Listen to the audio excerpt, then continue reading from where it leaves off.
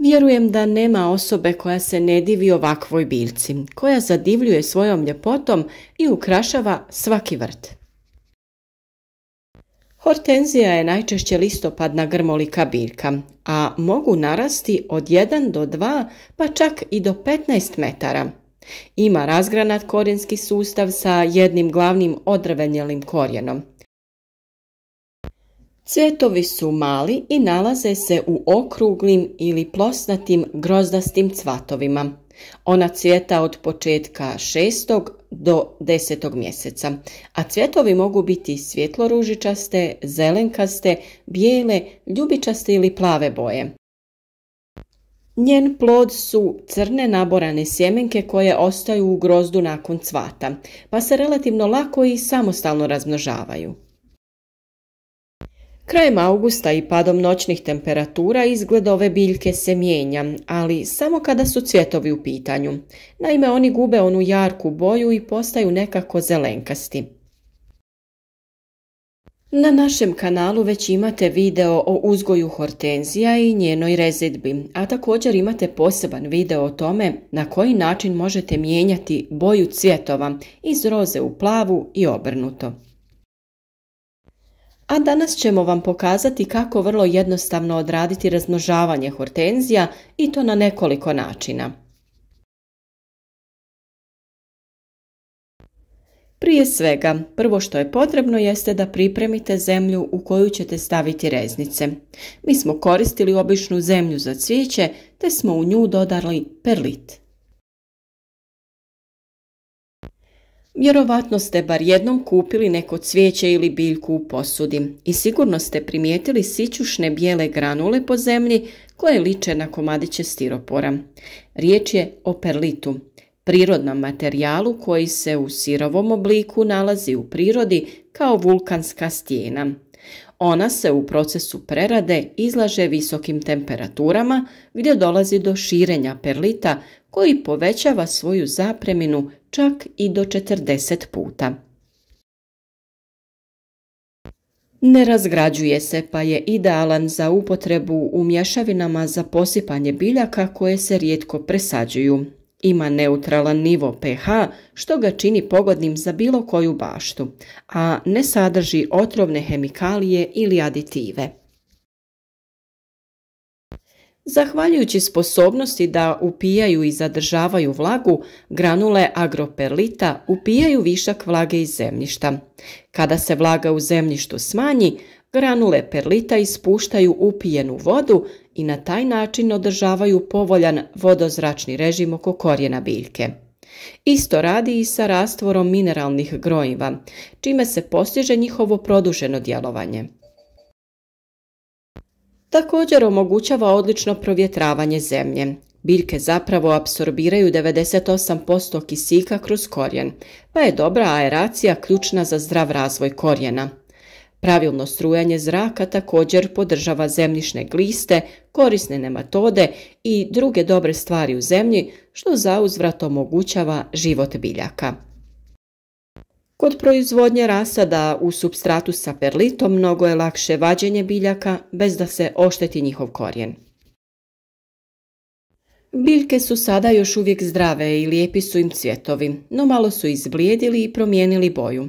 Pripremaju se za stvaranje sjemena. Među svim ovim lijepim zelenim granama mi ćemo potražiti onu jednu koja je još uvijek zelena i mlada, to jest jednogodišnja grana hortenzije. U slučaju razmnožavanja reznica ne koristimo one već drvene grane, nego to moraju biti one zelene jednogodišnje grane. Kada smo pronašli jednu takvu granu, vrijeme je da ju odrežemo. Najmanje koliko ta reznica treba imati ovih pupoljaka jeste 3, tako da ćemo izbrojati odozgo od vrha 3 mala pupoljka te ispod posljednjeg donjeg odrezati na visinu od 1 cm ispod zadnjeg pupoljka. Bitno je da napravite kosi rez i da se on nalazi, znači barem 1 cm ispod najzadnjeg donjeg pupoljka. Sama reznica ne treba biti kraća od 15 cm, a ne bi trebala biti ni previše duga. Tako da ćemo mi sada sa ove reznice ukloniti sve listove i onda ćemo da ju posadimo. Za uklanjanje listova ne morate koristiti škare. Oni se vrlo lako uklanjaju, tako samo što ih gurnete sa prstima u stranu. Kod ove reznice koristiti ćemo samo ta 3 pupoljka i kraj njih ćemo maknuti sve listove, a nakon toga potrebno je da odrežemo i vrh ove reznice. Tu je također potrebno napraviti jedan kosi rez koji ćemo napraviti barem 1 cm iznad posljednjeg pupoljka. Sada imamo spremnu reznicu koju ćemo staviti u već pripremljenu zemlju. Ostali dio posla je vrlo jednostavan. Naravno, trebate obratiti pažnju na smjer ovih pupoljaka kako ne bi reznicu okrenuli u suprotnom smjeru. Kada ste samu reznicu stavili u zemlju, bitno je obilno je zaliti kako bi ona imala dovoljno vlažnosti da razvije bočno korijenje. Perlit će naravno upiti dijelove vlage i neće biti potrebno neko vrijeme da zalijevate, ali ni u kom slučaju ne smijete dopustiti da zemlja se potpuno osuši.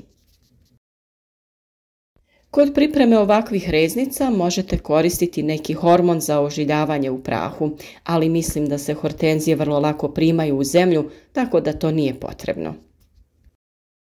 Sada ovu reznicu ostavite negdje u hladu, nemojte ostaviti na direktnom suncu jer to nisu pravi uslovi za razvijanje jedne reznice i razvijanje njenih korijena. Ukoliko primijetite da će doći do velike promjene u noćnim i dnevnim temperaturama, svakako ovu reznicu sklonite negdje na zatvoreno i možete također da ju prekrijete nekom plastičnom bocom ili vrećicom. A ono za što možemo iskoristiti onaj vrh koji smo odrezali od ove reznice jeste za jednu malu reznicu koju ćemo staviti da raste u vodi i tamo razvije svoj korijen.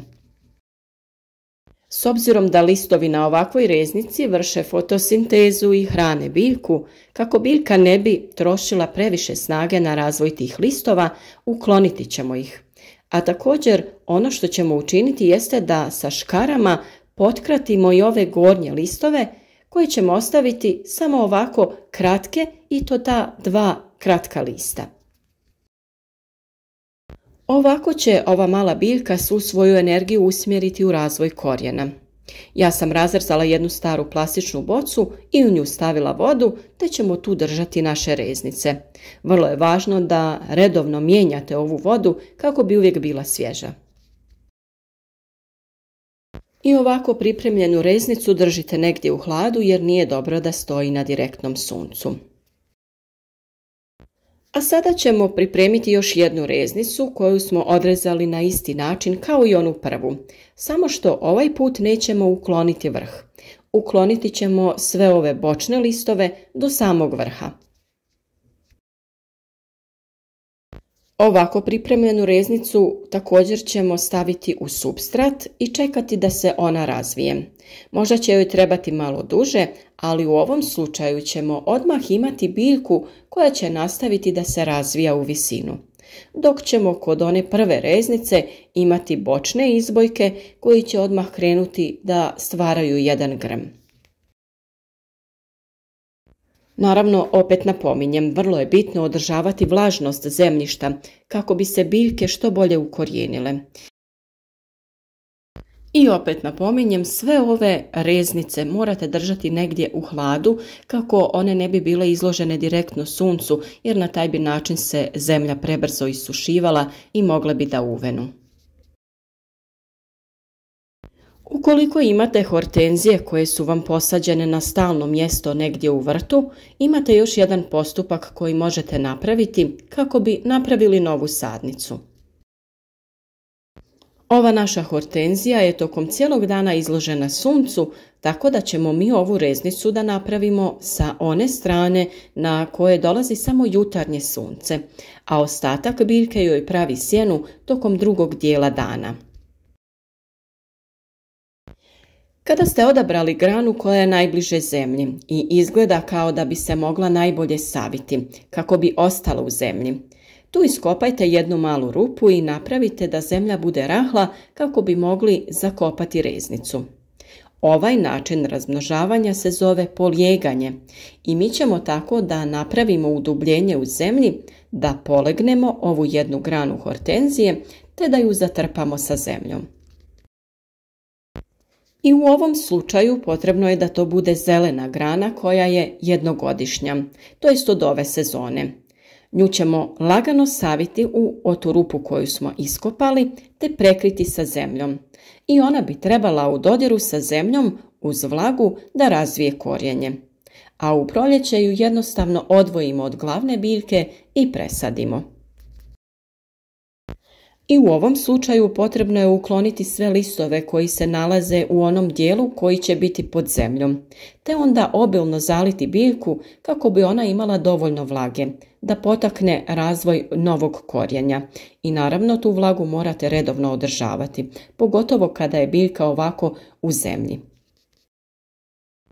Ukoliko se bojite da bi ova polegnuta grana mogla da se vrati u prvotni položaj, jednostavno ju prekrite sa nekim kamenom kako bi osigurali da ona ostane u ovom položaju. Kada mislite da je ova biljka razvila korijenje, može to biti naredno proljeće ili krajem ljeta, tada ju lagano izvadite iz zemlje, a mi smo u ovom slučaju dobili čak 2 presadnice. Možete da ih izvadite i presadite u neke posude kao što smo to učinili na početku ovog videa u zemlju koju smo pripremili sa perlitom, a možete naravno da ju odmah presadite i na neko stalno mjesto u vašem cvjetnjaku u zemlju. Razmnožavanje hortenzija je vrlo jednostavan postupak, samo potrebno je neko vrijeme i malo strpljenja kako bi se biljke ožilile, razvile bočno korijenje i bile spremne za presađivanje. Nadamo se da vam je ovaj video bio od pomoći, da ćete sami uzgojiti presadnice vaših divnih hortenzija i da ćete uživati u njihovoj ljepoti. Za još ovakvih videa družite se s nama na našem kanalu, naš rad nagradite sa lajkom ili zapratite naš kanal kako bi redovno dobivali savjete o uzgoju različitog voća i povrća, cvijeća te ostalih biljaka.